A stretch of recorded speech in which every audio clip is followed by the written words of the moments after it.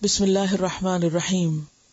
اذا السماء انشقت، جب آسمان پھٹ جائے گا. انشقت مؤنث ہے کیونکہ السماء مؤنث ہے. اردو میں لفظی ترجمہ کیا ہوگا؟ جب آسمان پھٹ جائے گی. لیکن اردو میں چونکہ آسمان مذکر ہے اس لیے ہم اس کا ترجمہ اردو محاورے کے اعتبار سے پھٹ جائے گا کرتے ہیں. جب آسمان پھٹ جائے گا، اور یہ کون سا دن ہوگا؟ قیامت کا دن ہوگا. آسمان کے پھٹنے کا ذکر سورۃ الفرقان میں بھی آتا ہے. یوم تشقق السماء بالغمام ونزل الملائکۃ تنزیلا. اور ایک اور جگہ بھی وفتحت السماء فکانت ابوابا. سورۃ الرحمن میں آتا ہے فاذا انشقت السماء فکانت وردۃ کالدہان فبأی آلاء ربکما تکذبان. اس کے فوراً بعد آتا ہے فیومئذ لا یسأل عن ذنبہ انس ولا جان. وہ لوگوں کے حساب کتاب کا دن ہوگا. اور پھر اگر ہم آسمان پر غور کریں تو آسمان کوئی معمولی چیز نہیں، کوئی چھوٹی سی چیز نہیں. آسمان ایک بھی نہیں، 7 آسمانوں کا ذکر آتا ہے اور سبعا شدادا کا لفظ آتا ہے کہ مضبوط آسمان ہے.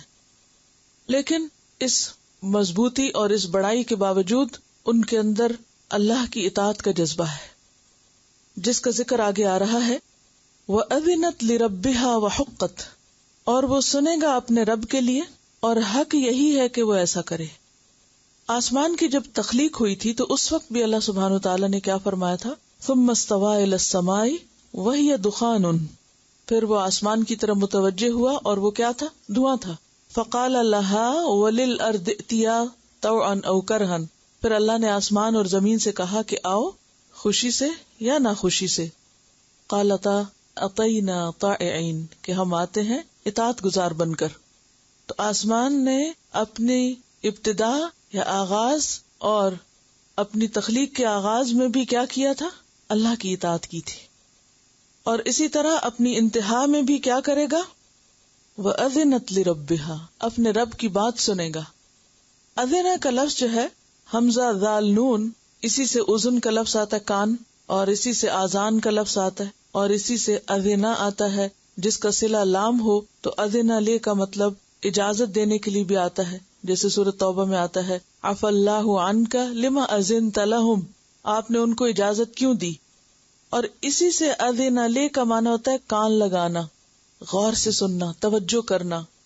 تو یہاں آسمان کی کیفیت بتائی جا رہی ہے. وَأَذِنَتْ لِرَبِّهَا، آسمان اپنے رب کا حکم غور سے سنے گا. اور صرف سنے گا نہیں بلکہ سن کر مان بھی جائے گا.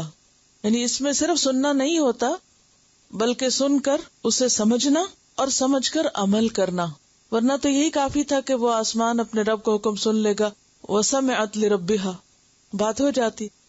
لیکن سمع میں صرف سننا ہوتا ہے، اور اذن لی میں صرف سننا نہیں، توجہ سے سننا اور پھر سمجھ کے سننا، اور پھر جو کہا جا رہا ہے وہ کرنا بھی. سمع میں تو ہم بازو کا جی کر دیتے ہیں، کرتے کراتے کچھ نہیں. لیکن اذن لی میں کیا ہے؟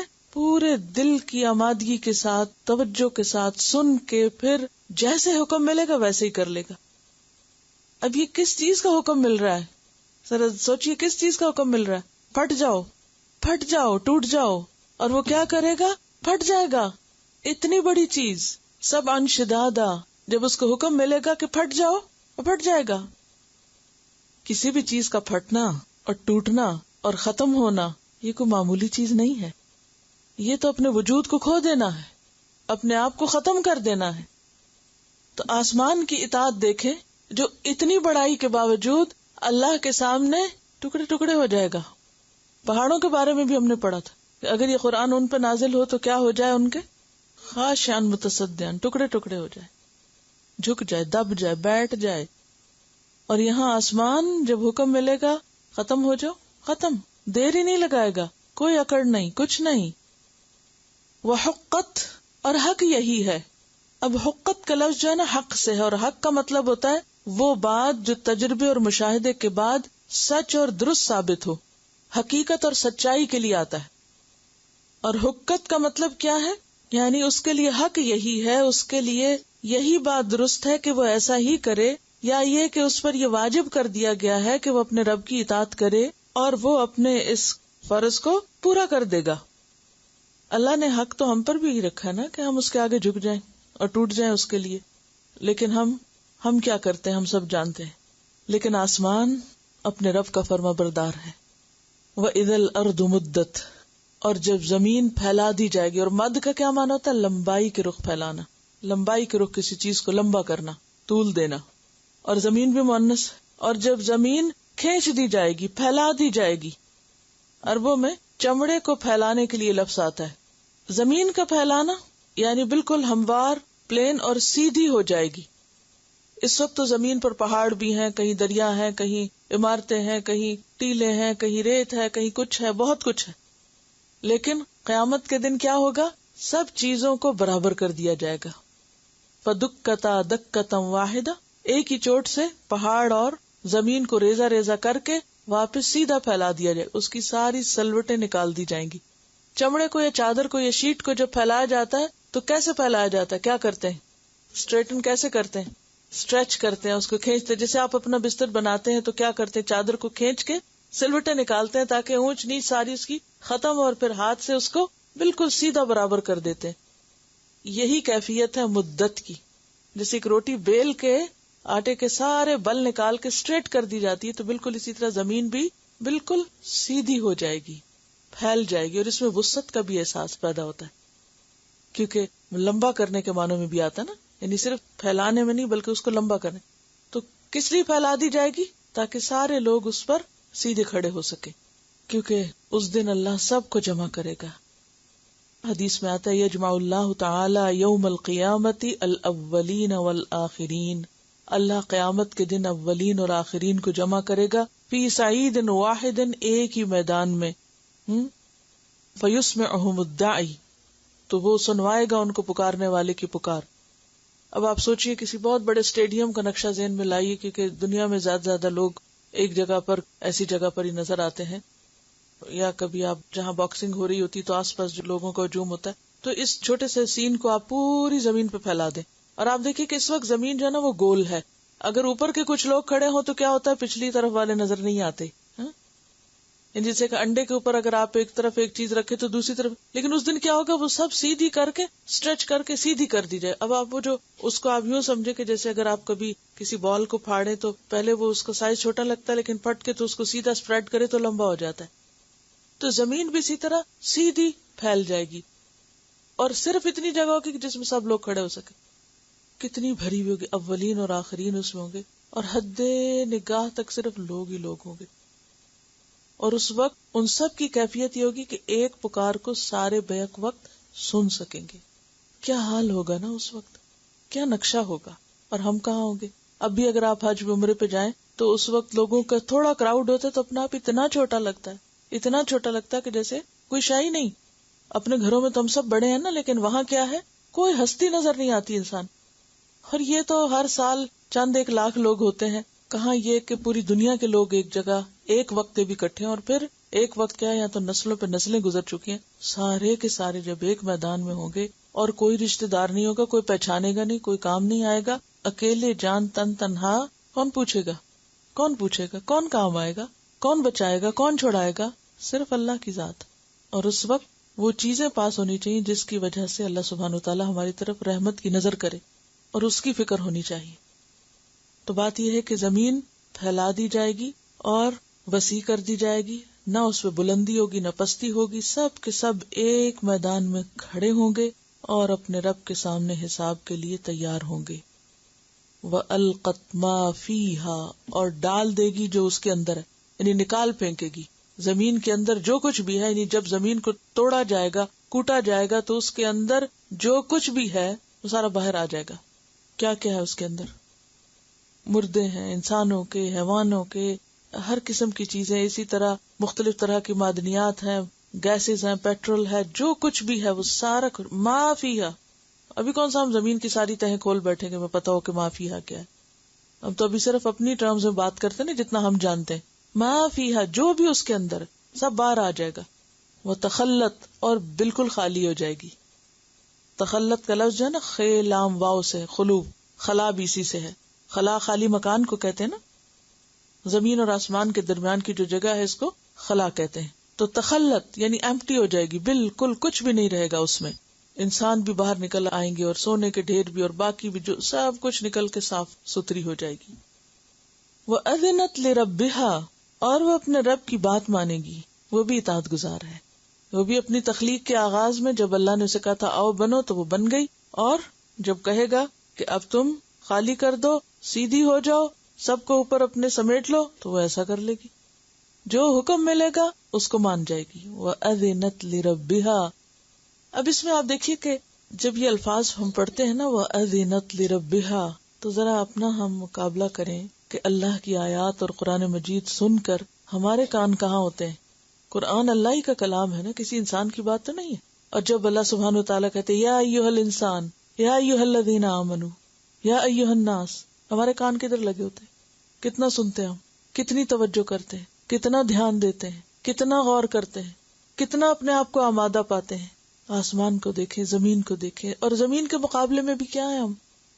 زمین اطاعت گزار ہے اور اس پہ چلنے والا انسان اکڑ رہا ہے, اور وہ اللہ کی بات دھیان سے نہیں سنتا. کبھی بھی قرآن سنتے وقت یا پڑھتے وقت دھیان نہ لگے ادھر, تو سوچا کریں کہ باقی ساری مخلوق تو اللہ کی بات توجہ سے سنتی ہے, اور میرا کیا حال ہے, میں کہاں ہوں. وَأَذِنَتْ لِرَبِّهَا وَحُقَّتْ, اور حق یہی ہے, اس پر لازم یہی کہ وہ ایسا کرے. تو کیا ہم پر حق نہیں ہے رب کا؟ ہمارے اوپر کوئی حق نہیں ہے. ہمارے اوپر تو زیادہ نعمتیں ہیں, زیادہ احسانات ہیں. ہمارے لیے تو اور بھی زیادہ ضروری ہے کہ ہم رب کی بات سنیں. یا ایھا الانسان, اے انسان, اور انسان سے مراد یا تو محمد صلی اللہ علیہ وسلم یا پھر جنس انسان یعنی عام انسان. انک, بے شک تو, کادحن, محنت کرنے والا ہے. کادحن کا لفظ جو ہے یہ قدحن سے ہے, کاف دال ہا, کسی چیز کے حصول اور اس کے پانے میں محنت اور مشقت اٹھانا, یعنی کسی چیز کے حاصل کرنے کے لیے محنت مشقت اٹھانا, یا محنت کی تکلیف اٹھانا, رنج سہنا, تکلیف سہ سہ کے اور مشقت کر کر کے کام کرنا. انک کادحن, بے شک تو تکلیفیں اٹھانے والا ہے, محنت کرنے والا ہے. اور کاف دال سے عربی میں جو بھی مادے بنتے ہیں ان کے اندر محنت, مشقت اور خاص طور پر کوشش کا مفہوم پایا جاتا ہے. جیسے رد و قد پڑھا ہوگا آپ نے, یعنی کوشش کا مفہوم یا محنت کا مفہوم. اسی طرح قدح کا لفظ جو ہے جسم کو زور سے رگڑنے کے لیے بھی آتا ہے, جیسے خارش ہوتی ہے نا تو زور سے رگڑا جاتا ہے, اس کے لیے بھی آتا ہے. یعنی کسی بھی چیز میں جہاں زور لگتا ہے, کوشش ہوتی ہے, محنت ہوتی ہے, جیسے کہتے ہیں نا رگڑائی کرنا, اسکربنگ کرنا, یہ ساری چیزیں کیا مانگتی ہیں؟ کسی بھی چیز کو جب آپ رگڑتے ہیں تو کیا کرتے ہیں؟ ایکسٹرا ایفرٹ لگاتے ہیں نا, کوشش کرتے ہیں, محنت کرتے ہیں. تو انک کادحن, بے شک تو محنتیں کرنے والا, کیونکہ لقد خلقنا الانسان فی کبد, انسان کو ہم نے پیدا ہی مشقت میں کیا ہے. تو انسان ڈے 1 سے دنیا میں آنے کے لیے پہلے تو محنت کرتا ہے ماں کے پیٹ سے, پھر آنے کے بعد آپ دیکھیے صرف بچے کو جو پہلی دفعہ دودھ پلایا جاتا ہے تو اس میں آپ اس کی مشقت دیکھیں. اگر آپ نے یہ تجربہ کیا ہو یا دیکھا ہو کبھی, کس قدر مشقت سے وہ دودھ پینا سیکھتا ہے, اور پیا نہیں جاتا پھر روتا ہے, یعنی وہ مشقت شروع ہو جاتی. پھر اس کے بعد ایک ایک سٹیپ اس کا بامشقت ہے, اس کا اٹھ کے بیٹھنا, اس کا چلنا, کتنی دفعہ گرتا. کبھی آپ بچے کو چلتا تو دیکھیں, یعنی کتنا کمزور ہوتا ہے, 2 قدم اٹھاتا ہے پھر دڑام گرتا ہے, پھر چلتا ہے پھر گرتا ہے, پھر چلتا ہے پھر گرتا ہے. بولنے میں آپ دیکھیں کتنی ایفرٹ لگاتا ہے, لکھنے کا جب شروع کرتا ہے تو کتنی مشقت ہوتی ہے. یعنی کون سا کام ہے جو آسانی سے ہوتا ہو؟ ہر کام میں مشکل ہوتی ہے. کادحن الی ربک, لیکن ہر کام اور ہر کوشش کے بعد پہنچنا رب کی طرف ہی ہے. الی ربک, تمہاری ساری ایفرٹس تمہیں ہر دن اپنے رب کی طرف لے جا رہی ہیں. اب انسان جو ہے وہ 2 طرح کے ہوتے ہیں, ایک نیک ہے ایک بد ہے. جو نیک انسان ہے اس کی ہر کوشش اچھی نیت کے ساتھ اسے کس طرف لے جا رہی ہے؟ رب کی رضا کی طرف لے جا رہی ہے. اور ایک بہکے ہوئے انسان کی کوششیں اور ایک ایم لیس انسان کی کوششیں کیسی کوششیں ہوتی ہیں؟ بے مقصد, بیکار قسم کی. کر دونوں ہی محنت رہے یا نہیں؟ کیا دنیا کے لیے کام کرنے والے محنت نہیں کرتے بلکہ زیادہ کرتے, کیونکہ ان کو ڈر ہوتا ہے فوری نتائج انہیں چاہیے ہوتے ہیں نا, اس لیے زیادہ محنت ہوتی ہے. آخرت کے لیے کام کرنے والوں کا تو منزل ابھی بڑی دور ہے نا, بہت پیچھے ہے, اس لیے وہ ان کے کام بھی ڈھیلے ڈھیلے ہوتے ہیں سستی کے مارے. کبھی دل چاہا تو کر لیا, نہیں تو نہ صحیح, وہ تو ابھی دیکھی جائے گی جب آئے گی. تو یہ جو کادحن کا لفظ ہے اس میں سخت محنت, مشقت, اور اس میں ہر طرح کے کاموں کے لیے جو انسان محنت کرتا ہے اس کا ذکر ہے. یعنی زندگی کا یہ سفر پیدائش سے موت تک کا دراصل کیا ہے؟ محنت بھرا سفر ہے، مشقتوں والا سفر ہے، آسان نہیں ہے، اور ہر دن ہمیں کس کے قریب کر رہا ہے؟ اپنے رب کے قریب کر رہا ہے. اور قادحن کے بعد قدحن کا لفظ کیا بتاتا ہے؟ بہت زیادہ محنت مشقت کرنا. اور پھر کیا ہوگا؟ فَمُلَاقِيهِ، پھر تم اس سے جا ملو گے. وَأَنَّ إِلَىٰ رَبِّكَ الْمُنْتَهَىٰ، سورۃ النجم میں آتا ہے، اور تیرے رب ہی کی طرف جا کے رکنا ہے. کچھ بھی کر لو، جتنی بھی محنت کر لو، جانا اپنے رب ہی کے پاس ہے. سورۃ الغاشیہ میں آتا ہے إِنَّ إِلَيْنَا إِيَابَهُمْ ثُمَّ إِنَّ عَلَيْنَا حِسَابَهُمْ، پھر بے شک ہماری ہی طرف پلٹنا ہے، ہماری طرف لوٹ کے آنا ہے، واپسی ہمارے ہی پاس ہے، پھر ہماری ذمہ حساب بھی ہم ہی لیں گے. اور یہ کب ہو جاتا ہے؟ موت کے ساتھ ہی. اسی لیے نیک انسان جب محنت کرتے کوشش کرتے دنیا سے رخصت ہوتا ہے تو موت کے فرشتے آ کے کیا کہتے ہیں؟ یا ایتھا النفس المطمئنہ ارجعی الی ربک، واپس چلو اپنے رب کی طرف. یہی معنی ہے یہاں قادح الی ربک قدحا فملاقی. اگر نیک ہوئے ارجعی راضیۃ مرضیہ، اور اگر بد ہو تو بھی بھاگ کے تو کہیں نہیں جا سکتے، جانا تو وہی ہے. کون بھاگ سکتا ہے؟ کون کہہ سکتا ہے یا اللہ میں نے اتنی محنت سے دنیا بنائی ہے، مجھے کچھ دن اور رہنے دو. کتنی مشقتوں سے انسان چھوٹی چھوٹی چیز کٹھی کرتا ہے. جیسے ایک چڑیا آشیانہ بناتی ہے نا، تو تنکا جمع کر کے انسان آشیانہ بناتا ہے. زندگی بھر کی پونجی کٹھی کر کے گھر بناتا ہے، اور ایک ایک چیز لگاتا ہے، ایک ایک کیل ٹونکنے میں مشقت ہے. لیکن انسان یہ سب کچھ کر لیتا ہے تو موت کا فرشتہ بھی پہنچ جاتا ہے پیچھے ہی، وہ بھی انتظار میں لگا ہوتا ہے. اس وقت اگر انسان یہ کہے کہ میں نے اتنا کچھ بنایا ہے، میں تھوڑے دن تو مزے کر لوں، ابھی تو میری ریٹائرمنٹ شروع ہوئی ہے، ابھی تو آرام کے دن شروع ہے، ابھی تو مجھے انجوائے کرنا تھا، اور انسان ذہنی طور پر بھی تیار نہیں ہوتا جانے کے لیے. ابھی تو مجھے اتنا لائف کا ایکسپیرینس ہوا ہے، اب تو مجھے سمجھ آئی ہے زندگی گزارنی کیسے. لیکن ایک بڑا وقت لگتا ہے انسان کو یہ سمجھنے میں کہ کیسے زندہ رہنا ہے، کھانا کیسے، سونا کیسے، کون سا کام کیسے کرنا ہے، بہتر سے بہترین زندگی کیسے ہو سکتی. چاہے کوئی ان پڑھ ہو، جاہل ہو یا پڑھا لکھا ہو، ہر شخص کو تجربہ بہت کچھ سکھاتا ہے. جب اس کی زندگی کا ایک لمبا وقت گزر چکا ہوتا ہے، تجربہ اس کو مل جاتا ہے، تو رخصتی کا وقت آ جاتا ہے. الی ربک یومئذ المساق، آج تیرے رب کی طرف روانگی کا وقت ہے. سارے منصوبے درے رہ جاتے. آج صبح ایک بچی نے فون کیا پاکستان سے، مجھے بہت ایسے آواز اس کی وہ ہو رہی تھی غم والی. تو میں نے کہا خیریت ہے؟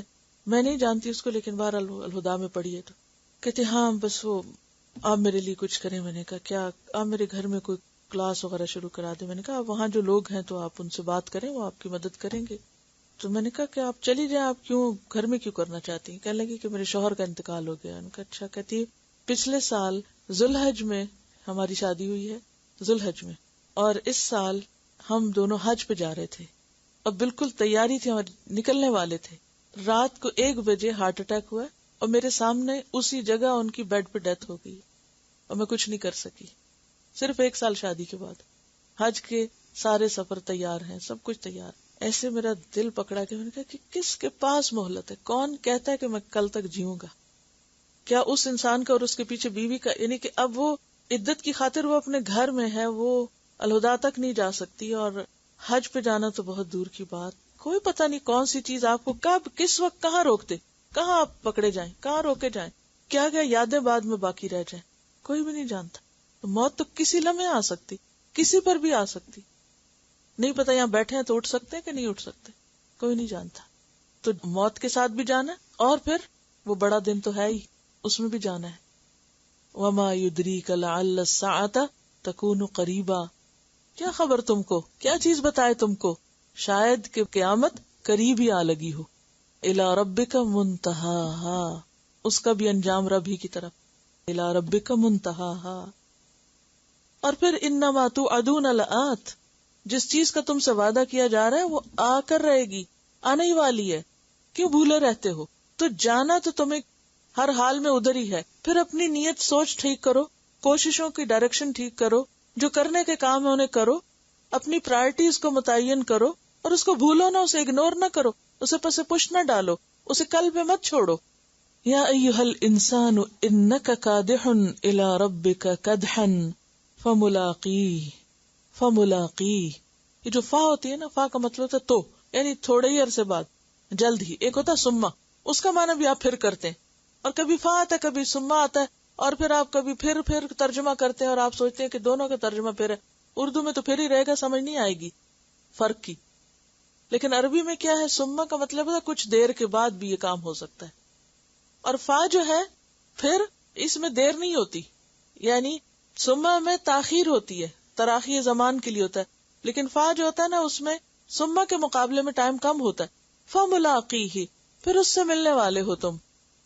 اب دیکھیے کہ ہمیں ایسا لگتا ہے نا کہ جیسے قیامت بہت دور ہے. یہ ایک حقیقت ہے میرے سمیت، میں آپ کو تو کچھ نہیں کہتی، لیکن میں جب سوچتی ہوں تو مجھے لگتا ہے ابھی بہت دور ہے. یعنی میرے جو تخیل جیسے کام کرتا ہے نا، یہ نہیں لگتا کہ بس تھوڑے دن کی بات ہے. کیوں؟ کیونکہ ہم پتہ کس طرح سوچتے ہیں، ہم سوچتے ہیں اچھا اگر ہم مرے بھی تو پھر بھی قیامت پتہ نہیں 1000 سال بعد آئے گی، یا ابھی حضرت نوح علیہ السلام کے حضرت آدم سے لے کے اب تک لوگ مرے ابھی تک تو نہیں آئی، تو اتنے 1000 سال گزرے، کیا پتا ہماری موت کے بعد بھی 1000 سال گزر جائیں تو پھر آئے گی، تو پھر ابھی تو ذرا دور ہی ہے نا. لیکن آپ کو پتا ہے کہ جب انسان سو جاتا ہے تو اٹھنے کے بعد جو سویا ہوا وقت ہے وہ کتنا لگتا ہے؟ وہ وقت تو یوں نکل جاتا ہے، یعنی وہ ایک لمحہ ہی ہے، کیونکہ آپ نے تو اس میں کچھ نہیں کیا، آپ کو تو پتہ ہی نہیں آپ کیا ہو. اور اس کو آپ قرآن مجید سے مزید سمجھ سکتے ہیں. مثلاً آپ دیکھیں کہ وہ شخص جو 100 سال تک فوت ہوا رہا تھا، اور جس کا وہ گدھا جو تھا وہ بھی ساتھ تھا، اور جب ایک بستی کے پاس سے بھی گزرا اور کہا کہ اللہ تعالیٰ اس کو کیسے اٹھائے گا، تو اللہ نے اس کو بھی مار دیا. اور پھر اماتوں میں عام 100 سال تک مارے رکھا، پھر اس کو اٹھایا اور اس کے سامنے اس کے گدھے کی ہڈیاں جوڑی اور اس پر گوشت چڑھا کے اس کو صحیح سلامت کیا، اور پھر اس سے پوچھا کم لبستا، کتنے دن تم یہاں رہے ہو؟ قال لبست یوما او بعد یوم. 100 سال کے بعد مر کے اٹھنے والا کہتا ہے یوما او بعد یوم. اچھا اصحاب کہف جو 300 سال تک، وَلَبِثُوا فِي كَهْفِهِمْ 300 وَازْدَادُوا 9 300 300 سال تو قرآن بتاتا ہے اس سے زیادہ ہی تھا. 300 سال سونے کے بعد جب وہ اٹھے تھے تو بتائیے انہوں نے کیا کہا تھا؟ وہ ایک دوسرے سے پوچھ رہے تھے کہ کتنی دیر سوئے ہم. تو یہ یاد رکھیں کہ جب ہماری موت آ جائے گی نا، تو اس کے بعد سے قیامت تک کا وقفہ جو ہے نا، وہ بس ایسے ہی ہے کہ انسان کہے گا اچھا کتنی دیر ہوئی ہے مرے، اور اس کے مقابلے میں یہ زندگی جو گزر گئی ہے تو ویسے ہی ایک دن یا دن کا کچھ حصہ ہے. تو پھر جلدی ملاقات ہے نا، جس کا ہم سوچتے نہیں تو جلدی آ جائے گی. مرنے کے بعد تو ٹائم کا تو پتہ ہی نہیں چلے گا کہاں گیا. ابھی جو اتنے سال گزارے کہاں پتہ چلا، نکالے ان کو، کہاں ہے، سب کھو گیا، سب نکل چکا ہے، ہاتھ سے جا چکا، بہہ چکا ہے. فملاقی، جلد ملنے والے اس سے. تو جب ملاقات کرنی ہے تو پھر کرنا کیا چاہیے؟ تیاری، اس کی فکر، اس کی طرف دھیان، اور اسے اگنور نہیں کرنا چاہیے. لیکن اس تیاری سے زیادہ اہم ہمیں کس چیز کی تیاری لگتی؟ اس سے ہم کئی چیزوں کی تیاریاں ہمیں لگتی اور اس کو ہم پیچھے ڈالے رکھتے ہیں. فملاقیہ، تو تم اس کو مل کر رہو گے، ملنے ہی والے ہو، کم ہی وقت رہ گیا ہے. تلاوت سنتے پھر سویرے اٹھتے ہیں آپ، ایک مشقت، ایک دوڑ میں لگ جاتے ہیں، یہ کر لو یہ کر لو، یہ ایک کے بعد ایک کام کے پیچھے دوڑ رہے ہوتے ہیں نا، یہی قدح ہوتی. اور پھر کیا ہوتا ہے، اسی طرح کا ایک دن طلوع ہوتا ہے جب انسان کی شام نہیں ہوتی، یہ شام ہوتی ہے تو سویر نہیں ہوتی. اب ملاقات جب ہوگی تو ہوگا کیا؟ فَأَمَّا مَنْ أُوتِيَ كِتَابَهُ بِيَمِينِهِ، اب نامہ اعمال دیا جائے گا سب کو، جو کوششیں کی، جو قدح کیا، اب وہ ہاتھوں میں دے دیا جائے گا، وہ سامنے آ جائے گا. فَأَمَّا مَنْ أُوتِيَ كِتَابَهُ بِيَمِينِهِ، تو لیکن وہ جو دیا گیا اپنی کتاب اپنے دائیں ہاتھ میں، یعنی نیک اعمال اس کے زیادہ ہو گئے، اس کو دائیں ہاتھ میں اعمال نامہ ملا. فَسَوْفَ يُحَاسَبُ حِسَابًا يَسِيرًا، پس ان قریب وہ حساب لیا جائے گا، حساب آسان، اس کا حساب آسان ہوگا. حساب لینے والا کون ہے؟ اللہ سبحانہ وتعالی، کیونکہ الیہ یرجع الامر کلہ، سارے معاملات اسی کی طرف لوٹائے جاتے ہیں. وَإِنَّ إِلَيْنَا إِيَابَهُمْ ثُمَّ إِنَّ عَلَيْنَا حِسَابَهُمْ. تو یہاں فاعل کا ذکر نہیں ہے کہ کون لے گا، لیکن اٹس انڈرسٹوڈ کہ اللہ سبحانہ وتعالی لیں گے. فَسَوْفَ يُحَاسَبُ حِسَابًا يَسِيرًا، اس کا حساب آسان ہوگا. اور آسان حساب کیا ہے؟ کہ مومن کا اعمال نامہ پیش ہوگا، غلطیاں سامنے لائی جائیں گی، پھر اللہ سبحانہ وتعالیٰ اپنے کرم سے اس کو معاف کر دے گا۔ حضرت عائشہ فرماتی ہیں آپ نے فرمایا جس کا حساب لیا گیا وہ ہلاک ہو گیا۔ میں نے کہا اللہ کے رسول صلی اللہ علیہ وسلم، اللہ مجھے آپ پر قربان کرے، کیا اللہ نے یہ نہیں فرمایا کہ جس کے دائیں ہاتھ میں نامہ اعمال دیا گیا اس کا حساب آسان ہوگا؟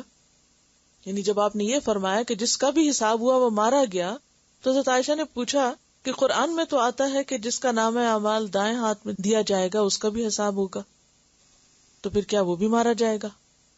تو آپ نے فرمایا کہ اس سے مراد پیش ہونا ہے، یعنی حساب سامنے لایا جانا ہے، وہ شیٹ دکھائی جانی ہے، نیکیاں اور بدیاں سامنے آئیں گی، اور اس وقت انسان کانپ رہا ہوگا کہ معلوم نہیں کس غلطی پہ پکڑا جاؤں، کیونکہ اللہ پکڑنے پہ تو کسی چھوٹی سی بات پہ پکڑ سکتا ہے، نہ پکڑے تو سب معاف کر سکتا ہے، کیونکہ سارا فیصلہ تو اس کے ہاتھ میں نا، کسی انسان کا تو فیصلہ ہے نہیں یہ۔ تو آپ نے فرمایا کہ یہ تو پیشی ہے، یعنی مومن کو اپنے رب کے سامنے پیش ہونا ہے، اور جس کا مناقشہ ہوا یعنی جس سے پوچھ گچھ کی گئی کہ یہ غلط کام کیوں کیا تھا، وہ تو مارا گیا، کیونکہ کس کے پاس جواب ہے، کون بہانہ کر سکتا ہے۔ اسی لیے آپ صلی اللہ علیہ وسلم یہ دعا مانگا کرتے تھے، اللہم حاسبنی حسابا یسیرا، اے اللہ تو میرا حساب آسان فرمانا، یہ نماز کے بعد۔ تو حضرت عائشہ کہتی ہیں کہ میں نے آپ سے پوچھا کہ حسابا یسیرا کیا ہے؟ آپ کہتے ہیں کہ حساب آسان ہو جائے، تو حسابا یسیرا کیا ہے؟ کیونکہ یہاں بھی آتا نا فسوف یحاسب حسابا یسیرا، تو آپ صلی اللہ علیہ وسلم نے فرمایا اللہ تعالیٰ اس کا نامہ اعمال دیکھے گا پھر معاف کر دے گا۔ تھوڑی دیر کے لیے ذرا تصور میں یہ بات لائیں کہ آپ کا حساب کتاب کسی کے ہاتھ میں ہو، کوئی دیکھ رہا ہو، اور فائنل فیصلہ آنے والا ہو، ہاں یا نہ ہونے والی ہو، وہ لمحہ کتنا زیادہ مشکل لمحہ ہوگا نا۔ اسی لیے وَأَمَّا مَنْ خَافَ مَقَامَ رَبِّهِ، جو اپنے رب کے سامنے کھڑے ہونے سے ڈرا، اور آپ کو معلوم ہے کل بھی ہم نے پڑھا تھا کہ جب لوگ اپنے رب کے سامنے کھڑے ہوں گے تو پسینے میں ڈوبے ہوئے ہوں گے۔ یہ کس چیز کا پسینہ ہوگا؟ یہ کیوں اس وقت انسان نچڑ رہا ہوگا؟ تھوڑی دیر کے لیے سوچیں، یہ کس قدر گھبرا دینے والی چیز ہوگی نا۔ اگر اس لمحے اللہ تعالیٰ معاف نہ کرے، کوئی ہے جو وہاں پہ چھڑا سکے، بچا سکے؟ نہیں۔ مومن کو تو سانس اسی وقت آئے گی نا کہ جب وہ وہاں سے پار نکلے، بخش دیا جائے، کہ اللہ تعالیٰ غلطیوں کو دیکھے اور اگنور کر دے، کیونکہ اگر ایک غلطی کے اوپر بھی حساب شروع ہو گیا تو بات مشکل ہو گئی۔